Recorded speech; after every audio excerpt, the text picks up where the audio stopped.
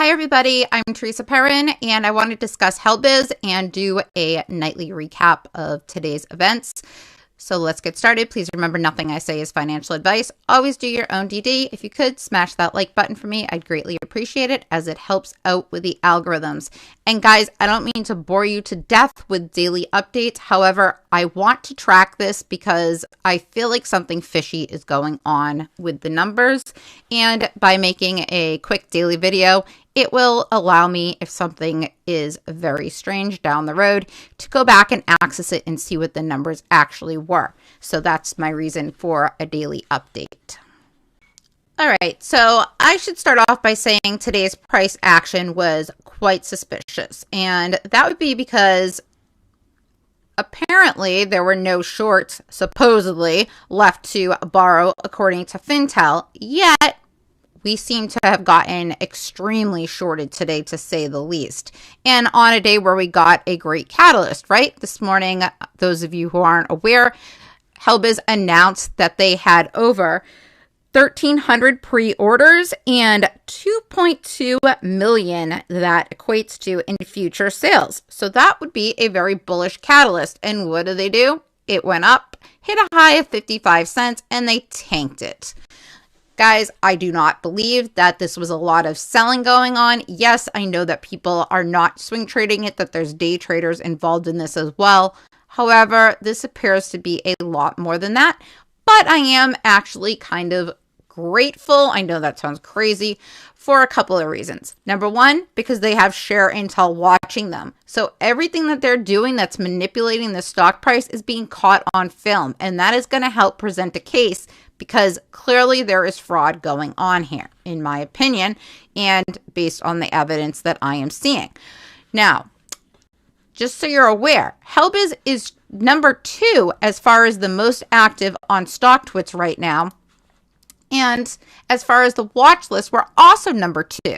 So guys, that tells you something. A lot of people are talking about HLBZ. This is absolutely huge. And even on Webull, we hit number 2. We were actually number 1 earlier. I'm not sure what's quite surpassed it at this point. I didn't double check. I just wanted to make sure to see what we were currently at. But we're still trending in the number 2 spot on all of these social media platforms. This is huge. There's a lot of eyes on HLBZ right now. And personally, I feel like today was a blatant attack because they needed shares. And guys, this is a repeat process. When I say they needed shares, let me be perfectly clear what I'm talking about. When a trade takes place, so if you bought stock today on Tuesday, it's T+2 settlement. So Wednesday, Thursday. So HLBZ had the huge, insane run up on Friday, right? Where there were millions of shares sold. Well, guys, those came due, which they couldn't possibly deliver them because it was more than the entire float, like, I don't know, 3-6 times over. I forget what the number is exactly on top of my head. But that was a lot of shares, okay? And you have to remember that a lot of these shares are essentially locked up because the CEO owns a good chunk of this company himself and has been buying it every single month, guys. That being said, I want you to take a look at the technical analysis. Short and medium term, it is showing us that we are going to move to the upside and we have a strong bullish signal. Guys, I can't be more clear with you than when I tell you that if you go to the daily chart and you put in the 13 and the 48 moving average, we are literally at a point. It is just about to cross over. So today's price action, as crappy as it was, the other reason why it's bullish to me is because it made it that way. So tomorrow we should cross above, and I think you're going to see a tremendous spike. Now, those shares that were due today, since obviously they didn't deliver them and they shorted it in an attempt to sell, for people to sell because they need them, and they don't care if they sell and they buy back because that resets the clock for them, okay? You need to understand that. So now what happens with all of those shares that they weren't able to deliver? Well, guys, they become failure to delivers. And you'll see when we get the updated list that has today's date on it, probably millions of failure to delivers on there. And What does that mean? Well, guys, technically it means they have T plus 35 days from today to settle it. Now, something else is crazy going on with failure to delivers from my understanding, and that's hopefully what share and tell will show, because what happens to all the failure to delivers that never get delivered, which apparently there's a lot of them, right? And that's not even counting the naked shorts. Those are the ones that we know about. Now, what happens? Well, apparently they're getting sent off overseas, and FINRA is not saying that they're going to do anything about it because it's now out of the US. It's out of their jurisdiction. There's a big problem going on here, and that's why I'm glad that GNS hired the FBI agent to get involved, because I promise you, I have been following HLBZ for, well, let's see, I first started trading it actually when it IPO'd, but then I was just solely trading it. But I bought into HLBZ God, maybe a year ago now. I don't know. It was definitely under $1. I think, if I remember correctly, I think I traded it for a while till it went over $1 again or something. I could be wrong. I don't 100% recall, but I remember trading it for a while. But then I remember buying it because it dipped low enough that I said, all right, I'm in and I really like this company. And I was just waiting for it to find a bottom. Well, guys, that was probably again around 30 something cents. And I wrote it up. But I was like, I'm not selling. I don't really care because it's cheap enough now where even if it dips back down, I'll just buy more and average down, which is what I did. Because yes, I could have traded it and taken profits. But when I decide to invest in something, it generally is for a period of at least 1 to 3 years, and usually more like 5 to 10 years. However, there are reasons why I will sell, and perhaps today I should have sold up at the top knowing what they were doing and bought back in to make my position larger. But there's other things that I trade, and I hate to do that because I feel like it's giving into the shorts. Now, that's not a recommendation for any of you to follow my lead. You need to do what's best for you. They are playing games. Let me be perfectly clear. They are playing games, and they are not going to stop it easily. But I feel like if I don't have that diamond hand mentality, then it allows them to get away with it more. And guys, please, I'm not saying that you should be diamond handed. I am not diamond handed in every single stock that I own, but the ones that I invest in, I generally, go in, and unless my thesis changes, then I hold because I know ultimately, it'll work out and I'll average down when I need to. However, yes, I know that the temptation's there just because I know what they're doing, but for now, I'm just holding, and I really like where it's at for tomorrow. I believe that we, with that 1348 crossover, are going to move to the upside. And guys, let me be perfectly clear. I want to stay invested in HLBZ for a very long time. I like the company. I like the CEO. I like where it's going. I love that he's standing up for his shareholders, and I believe that more companies should be like this. Now, that being said, we're going to have red days. We're going to have pullbacks. Today, I had to take a break. I went outside to deal with snow, and I came back in and could look at it clearer because I was getting so emotional into it because I know what they're doing, and it's upsetting when you know what's going on. But by walking away and looking, I saw, great, all right, we're just consolidating, not a big deal. But then what they're doing after hours, I don't know what to say for that. Although maybe it's some day traders just deciding to exit, but I kind of find, unless they're solely a day trader and they need to be like net zero out of every trade by the end of the day, because some trade that way, then, I can understand that. But usually they're out before 4 o'clock. So I personally believe this after hours is again creating fear because they need shares. But I'm going to take that with me because I know that in my mind, I've deemed that to be correct, and I believe that it is. And I believe tomorrow, based on what I'm seeing on the chart, we're going to get that crossover, and things are going to get very, very bullish, very, very fast for HLBZ.